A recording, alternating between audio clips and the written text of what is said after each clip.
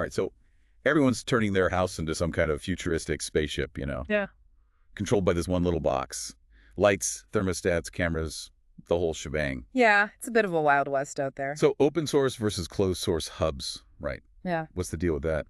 Well, with closed source, you're kind of buying a prepackaged deal. It's simple, but you're stuck with what the company gives you, right? But with open source? You got more control, it's more DIY. You need some technical know-how, though. So closed source is for lazy asses, and open source is for the tech-savvy control freaks. Kinda, yeah. If you want to tinker, open source is for you. But if you just want shit to work, closed source is probably easier. What are some of those closed source hubs? Well, you got your big players like Logitech Harmony Hub. Okay. Been around forever. They're reliable, but not super flexible. You got Samsung's SmartThings Hub. It's pretty popular and works with a lot of devices. And then there's the Google Nest Hub, which is all about Google, obviously. And what about those Amazon Echo things? Aren't those just listening devices for Bezos and his robot army? The Echo Show and Echo Plus actually have Zigbee hubs built in, so they can control some devices directly. But the privacy concerns are real, right? Yeah, definitely something to think about. Okay, so if I'm paranoid about Big Brother watching me, I should go But open source. Yeah, if you're really worried about privacy, open source is the way to go. One popular choice is Home Assistant.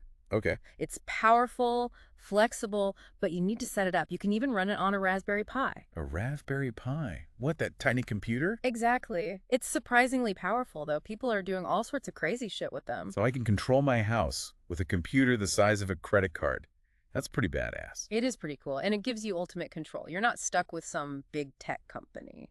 So we've got open and closed source hubs. Now what about this hub versus smart speaker thing? Don't they basically do the same thing? Not quite. A smart speaker like Alexa or Google Assistant, they can act like a hub, but they're mainly for voice control.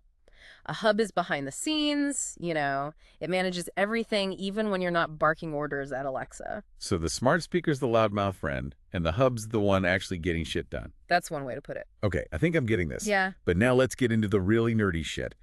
What the hell are these communication protocols I keep hearing about? Zigbee, Z-Wave. That sounds like bullshit made up to confuse people. They're not bullshit. They're just how your devices talk to each other. Think of them as languages. Okay. Zigbee's like English common and widely supported.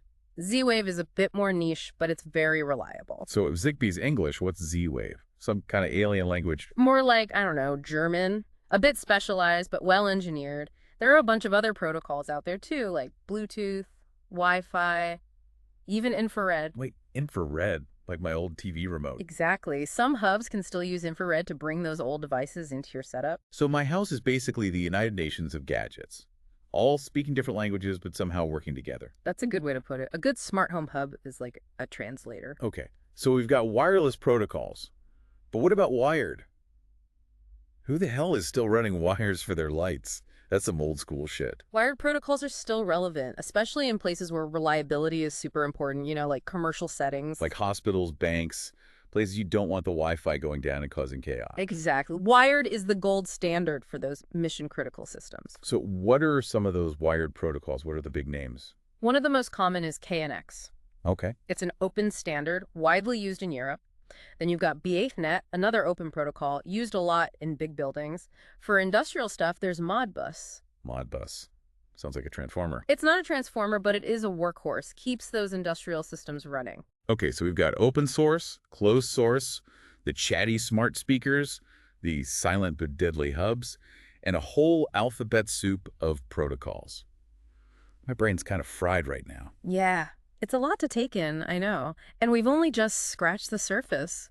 Let's take a break from all this tech talk. We'll be back to talk about the actual devices you can hook up to all this stuff and all the crazy shit you can do with them. So we've talked about the brains, right? The hubs and the protocols. But what about the actual devices, the fun stuff? Yeah, what kind of crazy shit can people connect to these systems? Pretty much anything you can imagine. Lights, thermostats, cameras, door locks, even your fridge. Hold on. A smart fridge. What Yeah. the hell's a smart fridge going to do? Order me a pizza when I'm hungover. Some of them can actually do that, but most of them track your groceries, let you know when something's about to expire, even suggest recipes. So it's like having a judgmental roommate in my kitchen. Maybe. But hey, maybe it'll make you eat healthier. Okay, fine. Smart fridges. What else is there? Yeah. Robot butlers. Not quite there yet with the robot butlers. But self-cleaning toilets definitely exist. And robot vacuums, of course. Robot vacuums. Those little things that bump around like drunk hamsters. I've heard they get stuck all the time. They've gotten a lot better. Some can even map your house and dodge obstacles. So they won't eat my socks anymore. Hopefully not, but they're not perfect. What about entertainment? Can these systems control my TV and all that? Oh, yeah. You can hook up your TV, streaming devices, sound system, even a disco ball. Imagine walking into your living room and saying, "Alexa, party time," and the lights dim, the music starts, the disco ball spins. Okay, that's kind of cool, but also kind of creepy. It's like my house has mind of its own. That's the thing with smart homes, right? Finding that balance between convenience and, not letting your house turn into HAL 9000. HAL 9000, the creepy computer from 2001. Yeah. Yeah, that's not the vibe I'm going for. Right. So think about which devices you want to connect, how much control you're comfortable with. What about security? All these connected devices, all this data, it seems like a hacker's paradise. Security is definitely a big concern. Any device connected to the internet is a potential target. So you got to choose devices and systems with good security features. Keep your software up to date. Don't use password 123 for everything, right? Exactly. Strong, unique passwords enable two-factor authentication. Two-factor what now? It's an extra layer of security.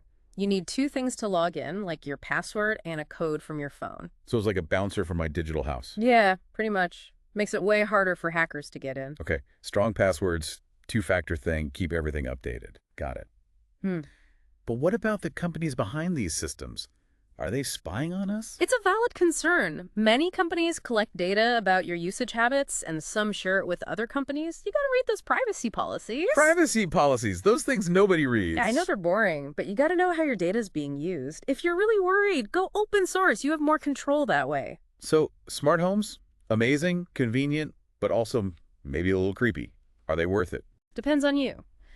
If you're into tech and value convenience, then yeah, a smart home can be great. But if you're really into privacy or not so techy, maybe not. So if you like to tinker and figure things out, a smart home can be fun. But if you just want things to work without hassle, maybe not. Exactly. And you don't have to go all in right away. Start small, add more as you get comfortable. That makes sense. Oh. So we've covered hubs, devices, protocols, security, privacy. What else? We could talk about the future, AI, machine learning, houses that can basically think. AI-powered houses. Yeah. That's some next level shit. Imagine a house that learns your preferences, adjusts the lights, the temperature, the music to your mood. That's both awesome and terrifying. Like the house is reading my mind. Not quite reading your mind, more like learning your habits. But it does raise questions about privacy and control. Who owns the data about our lives? The companies, the governments, or us. Deep stuff. Sounds like the future of smart homes is full of potential, but also some risks. We'll have to see how it plays out. It's definitely going to be interesting. All right, folks, we've covered a lot today. Smart home hubs, AI houses, the whole 9 yards. What a trip. We'll be right back to wrap things up and leave you with some food for thought. Okay, we're back. My head's still spinning from all this smart home talk. It's a lot. It is a lot to process, but hey, at least you've got a better idea of what's out there now, right? So let's recap. Open source versus closed source. Those crazy communication protocols, all the different devices you can hook up. We even talked about security, privacy, and those mind-blowing AI houses. We covered a lot of ground. And remember, smart homes are still pretty new. Yeah, like it changes all the time. Exactly. What's sci-fi today could be normal tomorrow. Speaking of sci-fi, where are my flying cars and robot butlers? Still waiting on those. Yeah. Who knows? Maybe someday. But for now, there's still a lot to be excited about in the world of smart homes. So what should our listeners be thinking about if they're thinking about, making their house a little smarter? Do your research. What's important to you? Convenience, security, saving energy, privacy. Once you know what you want, you can start looking at the different options. And you don't have to go all out right away. Right. Start small, add more as you go. Makes sense. And don't forget, technology should make your life better, not more complicated. Absolutely. If your smart home is stressing you out, maybe it's time to simplify. Okay, last thought for everyone out there. We've talked about how convenient and cool smart homes can be, but what about the downsides? Are we becoming too dependent on technology? Are we giving up our privacy for a little bit of convenience? It's all about finding the balance, enjoying the good stuff without losing sight of what matters. Well said. All right, everyone, that's it for this deep dive. We've gone deep into the world of smart homes, all the good and the bad. Now it's up to you to decide if you want to let these digital butlers into your life. Just remember, With great power comes great responsibility, and maybe a few software updates. We'll see you next time on The Deep Dive.